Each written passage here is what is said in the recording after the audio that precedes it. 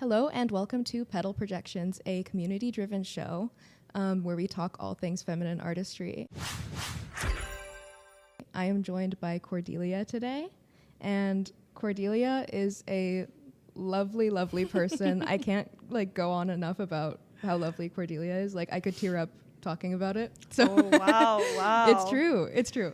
Thank you. Cordelia was featured in the recent Petal Projections issue, the winter issue, and you wrote just a phenomenal piece about solitary activities and the shame surrounding them and why there shouldn't be shame surrounding them and how all of that integrates with femininity. So tell us about first yourself and what you do. I know most people who are watching this have already seen Kaleidoscope.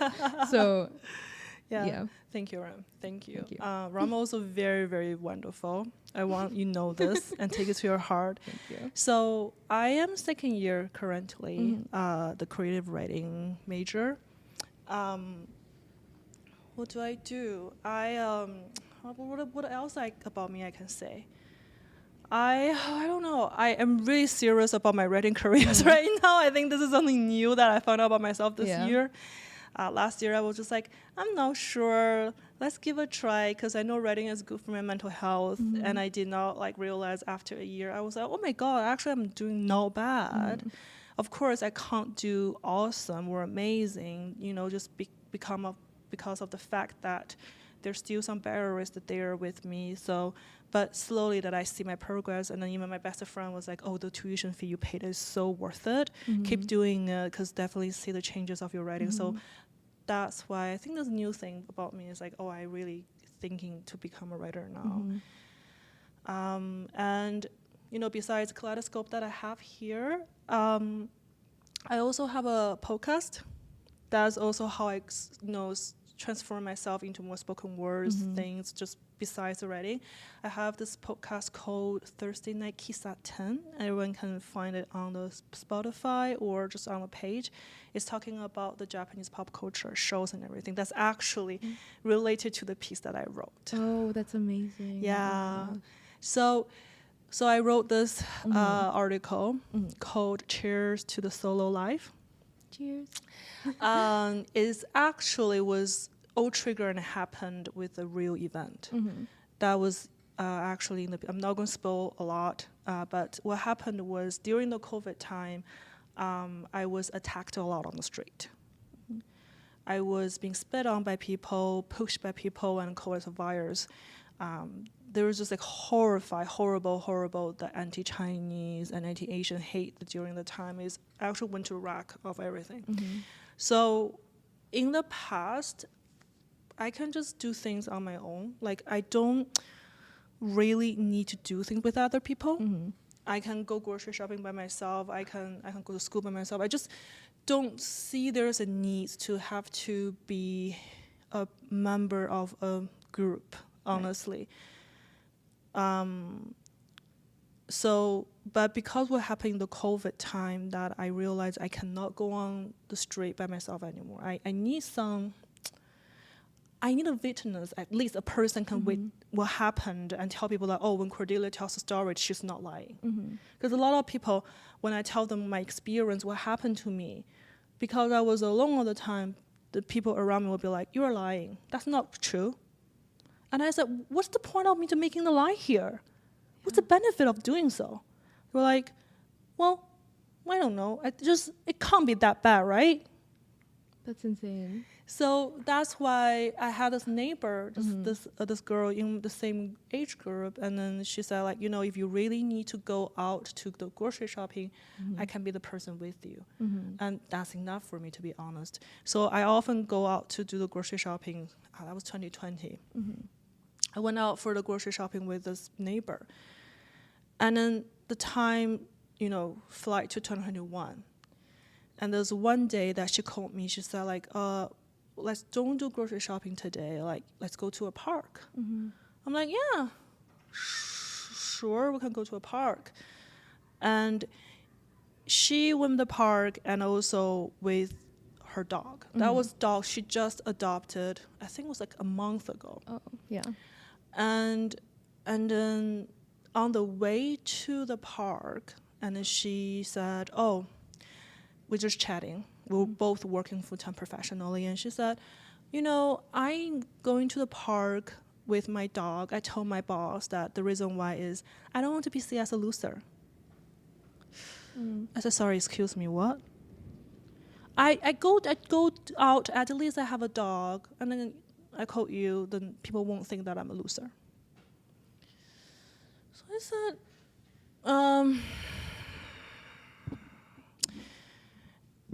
I disagree. And then we start actually having this whole discussions about like, there actually a thing that in a lot of people's head here that being alone is sad. Doing things alone without other people is like a punishment. That was so mind-blowing. I didn't know that it was a thing. Because I am the person always like, leave me alone, give me the time. Because when I'm alone, I think my thoughts is more clear. I can do things better. I can write. I can be more productive. I can do a lot of other things. Like, I think I'm more organized. Because when I'm with other people, sometimes I feel like they're taking my space. Yeah. And they're putting their projections on everything that I do and everything that I say. It's really uncomfortable. Yeah. So I had this discussion with her, and she got really offensive. And then the thing that she told me was like, if you were growing up here, Cordelia, of course I did not, right? I've only been in Canada for 13 years. I came here when I was 20. She said, if you're alone in high school here, and you will be bullied. Because other people who bully, they're always in a group. You don't do that. You do not be alone. That's really interesting. And something that I remember from your piece is you were talking about how that kind of like shame for being alone is rooted in a lot of punishments that are really common, like timeout. Yeah, timeout or like that. See, maybe it's just me, okay? Where like I grew up as an only child. Okay, yeah. If you want to know whether the person is the only child, most likely this person will talk a lot to themselves. If they talk to themselves a lot, maybe you're only child. Yeah, but for me, growing up is always like by myself. So I don't see really that's a punishment. It's just a very normal. Right, yeah. Very normal. And then I was not in any group when I was in primary school. Of course, I got bullied. I got even more bullied than anyone can thought. Like, can you even imagine? But I don't see that's because I'm alone. Right, okay. I see there's other things beyond that, but I don't think that's alone. But however, the timeout thing is actually research that I did after, because that was, people would say that's actually because of childhood trauma and give them this idea that if you're alone, you're in danger. Right. If you're alone, you're being shamed. If you're alone, you're being punishment. So I have, I start not arguing with this neighbor, but it really got me uncomfortable. Because I said, I don't think that really goes well with my idea of being the solitude that you can have and the space that you can carve, right? I said, if you don't even know how to create space for yourself, how can you create space for other people? And we went for quiet. And then at the same year, 2021, there is a Japanese TV show showed up called The Recommendation for Solo Life Girls. This TV show already 4th season coming. Like this, it's got very popular. This is a TV show that in Tokyo TV Tokyo. It's only talk about a person. She's in her early 30s, and she does everything on her own. She went to travel with her, like by herself. She went to eat barbecue, yakiniku, by herself. She went to a concert by herself. She went to doing all those amazing things around Tokyo, all by herself. And that's how she found her own solitude. She found out when she gave herself the space, make herself comfortable, and she knows that after how she actually merged herself into a group. Of course, there will be people like you are not good at within a group of people. You don't know how to do group activities. Therefore, you don't know how to communicate with other people. You're selfish.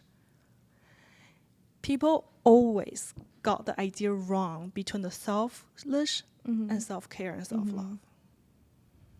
Setting a boundary is not equal to selfless. Self, you know what I'm saying, selfish, right? Yeah. That's what I mean. When I'm telling people that I like to spend time by myself, most time they'll be like, oh, you don't have friends? No, that's not what that means. But the thing is, I always question them, what do you mean by friend here? What's your definition of friendship? I think for any healthy relationship, it's people respect each other's boundary. Friendship, right? Romantic relationship, even the relationship we have between our parents, is everyone have their own solitude space. And when they emerge into a certain comfortable level, but into someone's life, and telling this one what to do and what to carve and what to create, and then leave. Or drag someone into your space, being like, this is what I believe, therefore you need to believe this. I don't think that's healthy. Absolutely not. And just watching people change their space for away from themselves, how does that feel for you to watch? Because there's so many people that I know who go through that and then have a journey of finding themselves again. Right? They have to go back and to find themselves. But why not you find yourself, be yourself, the person, full person first, and then go into a relationship and share the space of the comfortable level that you want to share.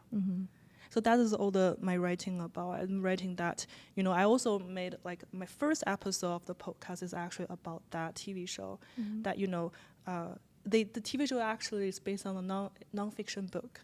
It's written by a lady that I think it's based on her own personal experience, that she doesn't feel the need, doesn't feel comfortable to be always surrounded by people. I think there's some social culture background I need to introduce here, because Japan is a society that if everybody is doing one thing, you need to do the same.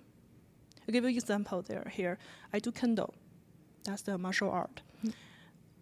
In our adequate seminar, like our senpai told us that if the person next to you did something wrong, do not do the right one. Just follow them, do the wrong thing. We'll all run together. That's better than other people did wrong and you did it right and it looks bad on them. You do not want to shame people. See, this is the mentality. So everyone grew up in that society. You always remember, you always have this mentality. It's like, I don't do what other people don't do. I have to follow. See, where is yourself there? Where is the self? That's why there's a lot of crisis around, right? So that's another social issue. There's a lot of people just like stay at home. They don't go out anymore because they don't like the pressure to have to follow. So, based on her own story that she wrote this book, she said, like, I really don't want to follow. I don't want to go to this after work drinking with my coworkers anymore. I don't. And she talked to her supervisor, and supervisor said, why don't you just do things by yourself? Just go ahead and do it. So she started doing it. After start doing it, she found out that actually there's a lot of spots like restaurant, things like things you can play, you can go and visit. Is actually very, very good place for one person visit, one person to dying, like because you can actually enjoy the whole package yourself without another person project their thoughts into the space. And you can actually got like opportunities to eat by yourself and to talk to the chef, talk to the people. And the more you know that you talk to those strangers more, merge yourself into the environment, later you find yourself, and then it's even much better, beneficial to talk to other people, still be yourself. So it was a non-fiction book. It's not fiction, it's all real. And then she actually, in the book, she gave the ratings, like this place. It's a place, like, how hard for one person to enjoy the time there. 5, it means it's very hard, so not recommend. 1, it means it's not hard at all. anyone, individual person can go inside and to enjoy their time there. Mm-hmm. And when you saw this show, did you sort of take the practices and try them for yourself, or was this something that you've always known was your activity? Because I know you said you're an only child. That was just the norm for you. Was this kind of like a guide for you, or? I didn't take it as a guide. Well, it can be a good guide if I travel alone in Tokyo or Osaka or somewhere. It's actually really good, strong argument that I found that besides me, there's someone think this is normal as well. Besides me, there another person on the freaking this earth think that this is also called self-love and self-care. I'm not wrong, because there was a lot of like situation that because my norm is so not like so unique and different from the other norms, I will get attacked. I always get attacked. Because, you know, you tell people, this is not a mirror, this is actually just a window, people go crazy, right? I was just like found so released that, oh my God, there is another person think the same that I'm thinking. And then this gave me strong background when people like try to argue with me. I can be like, look, there's 4 books about this. There's 4 seasons of the show about it. Everyone loves it. What's wrong with it? And I can tell them all the benefit that I got after doing this. Yeah. So how can I say? I do notice, maybe this sounds like a very contradiction, but I need to share this. But I do notice in my class, often that people are in groups. And then this, how can I say this, like being alone is very scary for a lot of people. And then, you know, there is like English terminology called loners. It sounds very negative. The attitude towards this is very negative. Feels like you don't have a community. The community seems very big for North America, you know, because back in Asia it's more family-based. Here is more like community-based, right? It's a big thing. It's a big thing. Like, don't get me wrong, when I first came to Canada, I arrived in Vancouver, I definitely heard this idea of community. I gave a try and everything. But I noticed that most of the people in the community, I'm going to say this, I know this is very, very like going to trigger a lot of people, but they are actually pretending, but not really enjoying the time that they're in the community. And no one actually can confront another person when they feel uncomfortable or something. Everyone's just pretending. Oh, that made me super uncomfortable. Yeah. So I, you know, as I mentioned, I argued with my neighbor that day. I said, like, you just pretending, like, I came with you. You drag your dog came with you. You literally adopt this dog for performance. I said, are you happy though? Are you really happy? Are you really enjoy your time here? So what about you just go by yourself today, maybe with your dog, and read there by yourself? And she said, but no one's gonna watch out for my backpack if I want to go to bathroom. I said, no, give it a try, you can. Don't worry about it. So I actually, that day I didn't join her. I walked away and I went home myself. Wow. Yeah. And before I left, I told her, I said, being alone is not something you need to be ashamed about. But I understand the perspective that you don't feel safe. I feel it. But that's not also a not excuse that you are going to use it for pretend or performance. And did you make any grocery trips with her after? Did you talk at all after? No? No. I went myself. And then that's the funny point that I kept getting attacked. Oh. It didn't stop. Okay. So it kind of stopped after the COVID end. I wrote a poem and I record as a spoken word performance, and I applied OCAD and I got into the program. Oh, wow. Yeah. Based on my experience, get attacked as a Chinese, as an Asian on the street during the COVID time, So you see, everything's connected, and then there's definitely transformation. Like I can transfer this trauma into something beautiful. That's what I did. That's amazing. Thank you. Okay. And have you had any other experiences where you take something and the moment of transforming it, the moment of turning it into writing? A lot.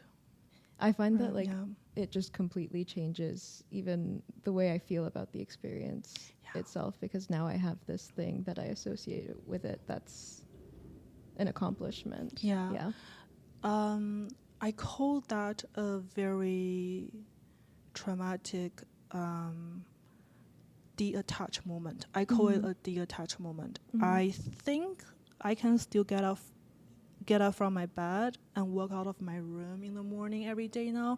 It's because that when there is something happen to me, I have the moment of detachment. I was just stood there, or sit there and just looking at that person who actually bullied me or saying something awful. I can look into their eye and I'm like, this can be a great moment of writing, storytelling. I need to write this down. I need. This is amazing. Say more. The more this person say, I can actually write it down. So, Catherine, our Professor Kathleen Black, she sometimes says, like, use the writer's eye to see the world and read as a writer and live as a writer. I think because I actually developed that moment for, after I got accepted by OCAD, that's actually really kept me going. So a lot of, here's the thing, I only write about what I know. I only write about what I have experienced.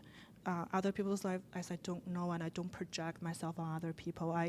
What I can only do to write and to create is my real life experience. So everything that so far you read, it happened. No matter it's like awful or beautiful, it's all happened. But I can also argue if this is actually a fiction, I can argue with people that, it's a fiction. It's fiction. No, it's a fiction. Yeah, any resemblance to real life characters is coincidental. Everything's a fiction. What if I tell you we are not exist actually? The whole world is a projection. Oh my God, right? Yeah. So yeah, I do. I really developed this writer's things that to look at everything that happened as a life experience, also as writing materials. I always tell people, be careful when you say things, okay? You're going to end up in a book. And fair enough. Whenever there's a conversation about like the morality of what you put in a book, it's like, but you said that. Yeah, right? Yeah. Or you can argue like, you didn't say that, I just heard it. Whatever. Okay. But I know, I also like worry about how like the ethic part, like can we actually do it? Yeah. Like how, like to a certain level that we can do it. Like we need to ask people consent before we write it. Like, can I write this in a book? Can I use this? So I always ask. Yes. I always ask. But so far, I did not ask those people who bullied me. Yeah. About like, can I write you in the book? Yeah. I did not ask. Course, most likely because I don't want to engage them with anymore. But still, I think there is a level that how much we can use and how much we can write. Yeah. And do you think that the writer's eye that gives you that perspective in those moments, that kind of magical transformation of like, wow, do you think that in a way, obviously not in a sense of immediate urgent safety, but do you think in a way that gives you the witness sometimes? Yeah. This is what I tell myself all the time. When there is something really awful happened, why I did not take off my phone and record it. I think I'm really detached with my phone. I'm more attached with my brain. So a lot of time when things happen, also when there's horrible thing happen to one person, that the first immediate reaction they have is froze, right? Froze. I was the same. I'm always the same. Sometimes I forgot to take off my phone and just record. I think now people know there's racism exists is because of the social media. I wish myself I can do more with that, you know. I'm start training myself to use, to rely on the technology and social media more. But at the same time, I don't want to be traumatized again if I record it. To be honest, very honest here, even transforming something horrible into something beautiful, that transferring process, it's difficult. It's very difficult. It's not that I want to write about it, but just because there's a value of it. Someone needs to hear this. Or someone, what I really wish is someone in this world one day read my work will be like, finally, that's the first time I was being heard. Because look at the shelf of the book that are in the bookstore these days. Still is very white dominated, right? It's just the people who has their non-English last name start publishing. I think it's recent, right after COVID, right after the Black Lives Matters, right? Thanks for the Black community for doing the fighting for, and for us that we can have a stand. We can, like, people like us, we can start publishing. We have a position here in this industrial. But it's very recent. But still, a lot of books that I read who are actually written by like Asian, North American writers, still it's not there yet. So, you know, I wish that like when I'm doing transformation work, the more that I'm doing, the more I'm using my writer's eyes and I can rely on more on technology, the more I know the progress and I can do it better. The me, myself as a creator, I won't get like hurt. That's just a wish. I feel like that will definitely comes with the Asian time, but I wish it will come quicker to me. And do you find the sharing process difficult? Okay, how can I say this? For example, the chair for the solo life, right? That was based on the podcast, my first episode of my podcast. I actually have the podcast recorded 6 months before I released it.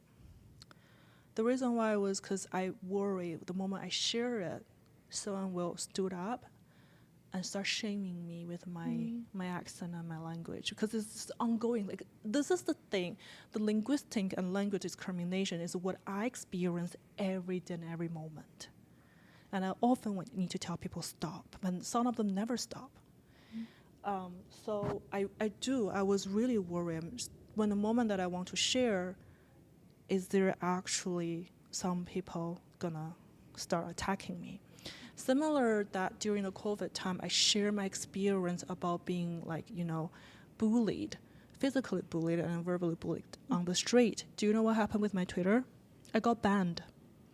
That's the story they don't want to hear.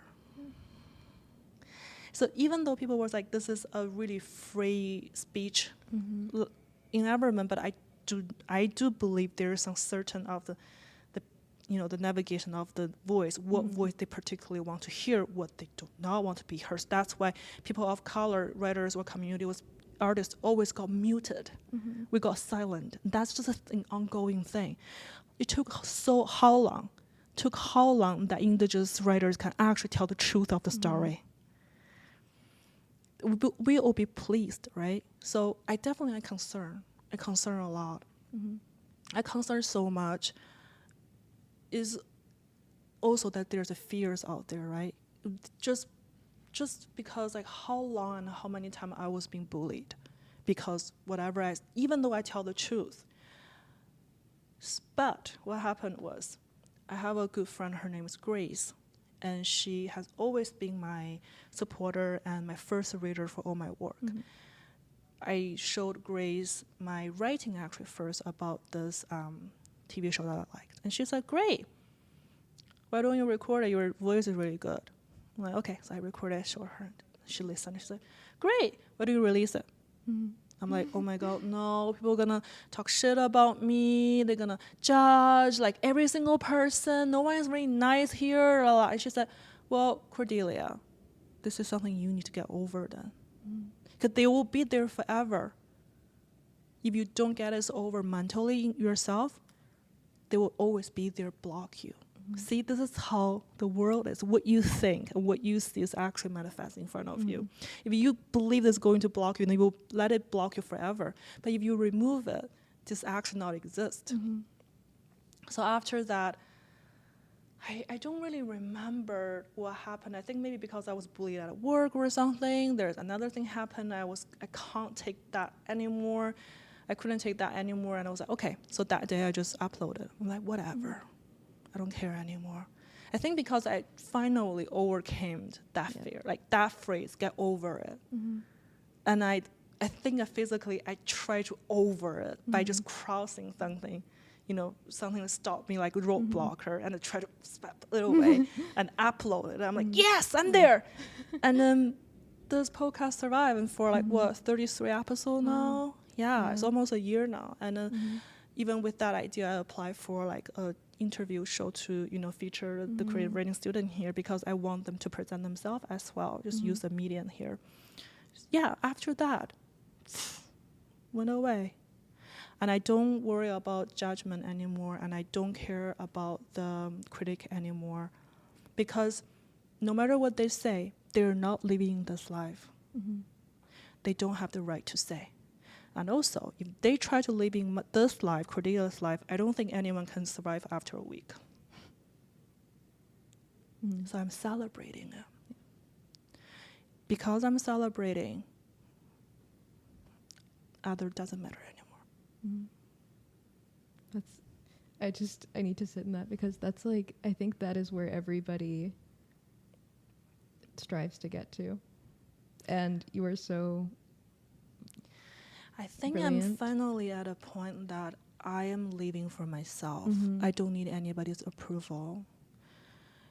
Here's the thing. My mom is a very typical Asian mom. I don't think I can ever. She only has two. I think two now. Wish for me is get married and get a baby. That's her expectation, right? I can never fulfill it.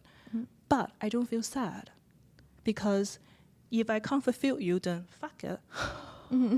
I'm very different here, because other people will be, I can't fulfill it, so they keep chasing, right? But I won't be happy then why I'm chasing it. I came into this world myself. Okay, this is maybe sounds very against a lot of people's belief, but we came to this world ourselves. When we die alone. Okay, this sounds very sad, I know, but but when you're alive, living, we're still live for ourselves, right? For me, I'm writing, I'm creating this show, I'm doing my podcast. I'm doing it for myself. Because only when I'm doing it for myself, I carve the space for myself. Then I'm able to carve the space and bring the healing to other people.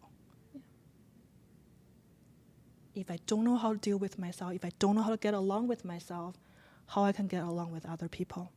If I always criticizing myself, how can I be a general person to other people? So this is what I believe. That's what the solitude about. Is to get to know ourselves, self-knowing, self-learning, get along with ourselves.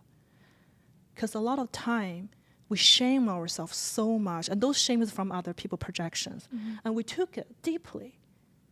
But are we really thinking ourselves in that way?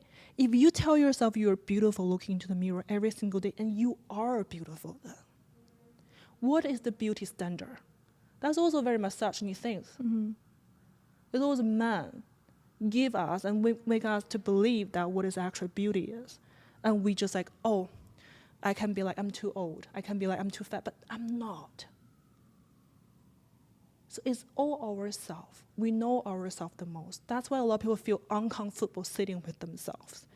They think it's a punishment, right? They think is somehow did something wrong.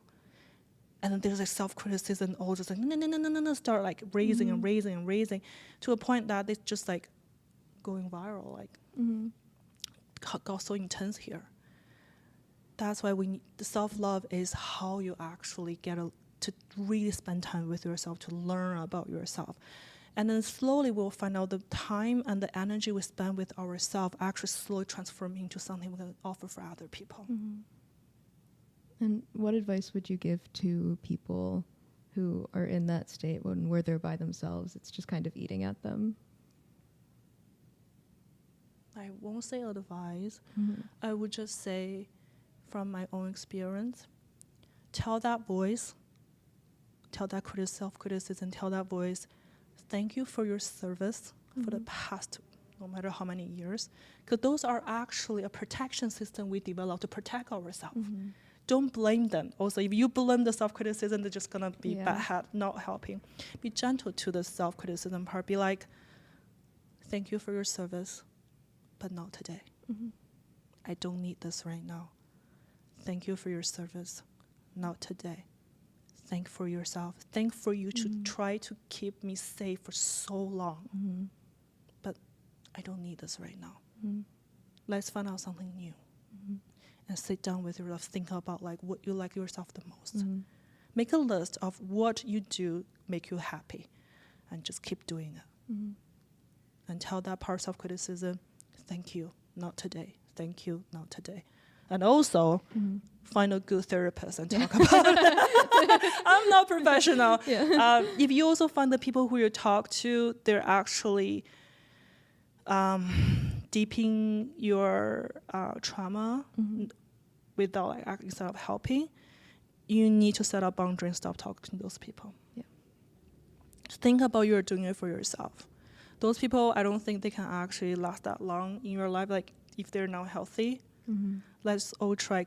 If we can develop a healthy relationship with ourselves, we can do it with anybody else. That's the solitude about. That's amazing. Thank you so much. You're welcome. I hope this is helpful. Absolutely. You're brilliant. I'm just like, wow. I'm your biggest fan, honestly. Oh, wow. Ram, oh my God, stop. Is there anything else that you want to share, or anything else that you want to promote, any writing? Anything? Please listen to my podcast, Thursday Night Kiss at 10. It's really, you don't need to watch the show. Although there's a lot of shows currently available in English subtitle on the Rakuten Viki channel. You can watch it for free, but still, you don't need to watch the show. Just come to listen to a podcast. And I talk a lot about like self-care and self-love. And then all the show that I'm watching is all about food, nurturing. So there's cool recipes you can take from the shows as well. And a really good insight about the female's perspective about life as well. So yes, please come and give a listen to my podcast. It can be found on the Spotify. Yes, please do. And thank you for joining us on this episode of Petal Projections, Cordelia. And thank you to everybody watching. Yay, thank you. Bye-bye. Bye.